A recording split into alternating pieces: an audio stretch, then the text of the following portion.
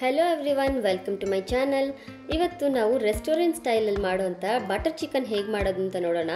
North Indian dish ಅಂತಲೇ famous ಆಗಿರುವ ಈ ಬಟರ್ ಚಿಕನ್ ಮಾಡೋದು ತುಂಬ ಈಸಿ. ಬನ್ನಿ ಹೇಗೆ ಮಾಡೋದಂತ ನೋಡೋಣ. ಮೊದಲಿಗೆ ನಾನು ಅರ್ಧ kg ಆಗೋಷ್ಟು ಚಿಕನ್ ತೊಗೊಂಡಿದ್ದೀನಿ. ಅದಕ್ಕೆ 1/4 ಕಪ್ ಆಗೋಷ್ಟು ಮೊಸರು, 1 ಟೀ ಸ್ಪೂನ್ ಆಗೋಷ್ಟು ಧನಿಯಾ ಪುಡಿ, 1 ಟೀ ಸ್ಪೂನ್ ಚಿಲ್ಲಿ ಪೌಡರು, ಅರ್ಧ ಟೀ ಸ್ಪೂನ್ ಆಗೋಷ್ಟು ಪೆಪ್ಪರ್ ಪೌಡರು, 1/4 ಟೀ ಸ್ಪೂನ್ ಅರಿಶಿನ, ಅರ್ಧ tea spoon ginger garlic paste, 1 tea spoon ಆಗೋಷ್ಟು ಉಪ್ಪು ಮತ್ತು ಸ್ವಲ್ಪ ನಿಂಬೆಹಣ್ಣು, ಒಂದು ಅರ್ಧ ನಿಂಬೆಹಣ್ಣು ತೊಗೊಂಡಿದ್ದೀನಿ ನಾನು. ಇದಿಷ್ಟನ್ನು ಹಾಕಿ ಚೆನ್ನಾಗಿ ಮಿಕ್ಸ್ ಮಾಡಿ ಮಿನಿಮಮ್ ಅಂದರೆ ಒಂದು 10 ನಿಮಿಷ ಆದರೂ ಮ್ಯಾರಿನೇಟ್ ಆಗೋಕ್ಕಿಡಿ. ಇದು ಮ್ಯಾರಿನೇಟ್ ಆಗೋ ಅಷ್ಟರಲ್ಲಿ ಇದಕ್ಕೆ ಗ್ರೇವಿ ಮಾಡ್ಕೊಳ್ಳೋಣ. ಗ್ರೇವಿಗೆ ಮೊದಲು ಒಂದು ಫ್ರೈ ಮಾಡ್ಕೋಬೇಕು. ಈಗ ಪ್ಯಾನ್ ಇಟ್ಟಿದ್ದೀನಿ. ಪ್ಯಾನಲ್ಲಿ 2 3 ಟೀ ಸ್ಪೂನ್ ಆಗುವಷ್ಟು ಎಣ್ಣೆ ಹಾಕಿದ್ದೀನಿ. 3 ಲವಂಗ ಹಾಕ್ತಾಯಿದ್ದೀನಿ. 1 ಇಂಚ್ ಆಗುವಷ್ಟು ಚಕ್ಕೆ, ಒಂದು 7 8 ಆಗುವಷ್ಟು ಗೋಡಂಬಿ ಹಾಕ್ಕೊಂಡಿದ್ದೀನಿ. ಒಂದು 4 ಬೆಳ್ಳುಳ್ಳಿ, 1 ಇಂಚ್ ಆಗುವಷ್ಟು ಶುಂಠಿ, ಒಂದು ಈರುಳ್ಳಿ ಹಾಕಿ ಚೆನ್ನಾಗಿ ಫ್ರೈ ಮಾಡ್ಕೊಂಬರೋಣ. ತುಂಬ ಫ್ರೈ ಆಗಬೇಕು ಅಂತ ಏನಿಲ್ಲ, ಸ್ವಲ್ಪ ಹಸಿ ವಾಸನೆ ಹೋದರೆ ಸಾಕು. ಇದು ಫ್ರೈ ಮಾಡ್ಕೊಂಡಿದ್ದಾದಮೇಲೆ ಅದನ್ನ ಮತ್ತೆ ರುಬ್ಕೊಬೇಕಾಗತ್ತೆ. ಈಗ ಇದಕ್ಕೆ ಒಂದು 4 5 ಆಗುವಷ್ಟು ಬ್ಯಾಡಗಿ ಮೆಣಸಿನ್ಕಾಯಿ ಹಾಕ್ಕೊಂಡಿದ್ದೀನಿ ಕಲರ್ಗೋಸ್ಕರ. ಇದು ಖಾರ ಬರೋದಿಲ್ಲ.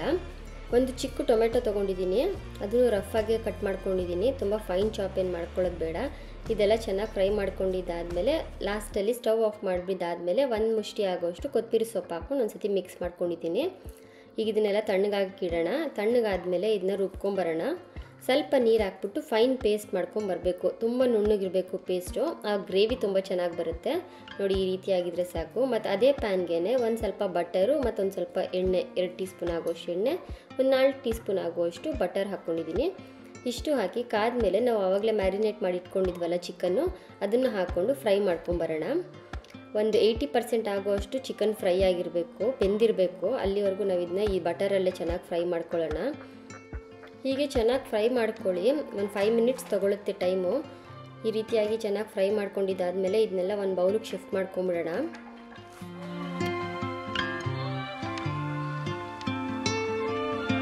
ಈಗೆಲ್ಲ ಒಂದು ಬೌಲಿಗೆ ತೆಗೆದಿಟ್ಕೊಂಡಿದ್ದಾದಮೇಲೆ ಅದೇ ಪ್ಯಾನ್ಗೆ ಇನ್ನೊಂದು ಸ್ವಲ್ಪ ಎಣ್ಣೆ ಬೇಕು ಅನಿಸಿದ್ರೆ ಹಾಕಿ, ಇಲ್ಲಾಂದರೆ ಅದರಲ್ಲೇ ಎಣ್ಣೆ ಇರುತ್ತೆ. ಮತ್ತು ಆಗಲೇ ಗ್ರೈಂಡ್ ಮಾಡ್ಕೊಂಡಿರೋ ಮಸಾಲೆ ಇತ್ತಲ್ಲ, ಅದನ್ನು ಹಾಕಿ ಮಿಕ್ಸ್ ಮಾಡ್ಕೊಳ್ಳೋಣ. ಅದಕ್ಕೆ ಮಸಾಲೆದು ಸ್ವಲ್ಪ ನೀರಿತ್ತು, ಒಂದು ಅರ್ಧ ಕಪ್ ಆಗೋಷ್ಟು ನೀರು ಹಾಕ್ಬಿಟ್ಟು ಹಾಕಿದ್ದೀನಿ. ಈ ರೀತಿ ಒಂದು ಕುದಿ ಬರಬೇಕು, ಅಲ್ಲಿವರೆಗೂ ಕುದಿಯೋಕ್ಕೆ ಬಿಡಿ.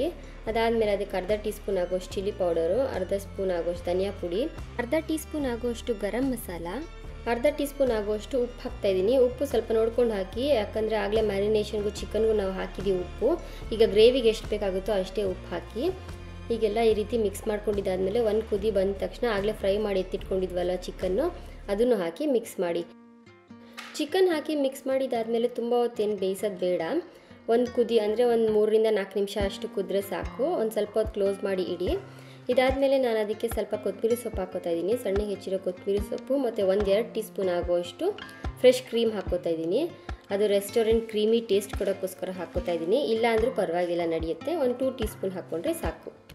ರೆಸ್ಟೋರೆಂಟ್ ಸ್ಟೈಲ್ ಬಟರ್ ಚಿಕನ್ ರೆಡಿಯಾಗಿದೆ. ಚಪಾತಿ ಜೊತೆ ತಿನ್ನೋಕ್ಕೆ, ರೋಟಿ, ಕುಲ್ಚಾ, ನಾನ್ ಇದ್ರ ಜೊತೆ ಎಲ್ಲ ತಿನ್ನೋಕ್ಕೆ ತುಂಬ ಚೆನ್ನಾಗಿರುತ್ತೆ. ಮನೆಯಲ್ಲೇ ಮಾಡ್ಕೊಬೋದಾದಂಥ ಬಟರ್ ಚಿಕನ್ನು ರೆಸ್ಟೋರೆಂಟ್ಗೆ ಹೋಗಬೇಕಂತ ಏನಿಲ್ಲ. ನೀವು ಒಂದು ಸತಿ ಈ ರೆಸಿಪಿನ ಟ್ರೈ ಮಾಡಿ. ಈ ರೆಸಿಪಿ ನಿಮಗೂ ಇಷ್ಟ ಆಗಿದ್ರೆ ಲೈಕ್ ಮಾಡಿ, ನಿಮ್ಮ ಫ್ಯಾಮಿಲಿ ಫ್ರೆಂಡ್ಸ್ ಜೊತೆ ಶೇರ್ ಮಾಡಿ. ನನ್ನ ಚಾನಲ್ನ ಸಬ್ಸ್ಕ್ರೈಬ್ ಮಾಡ್ಕೊಳ್ಳಿ. Thank you.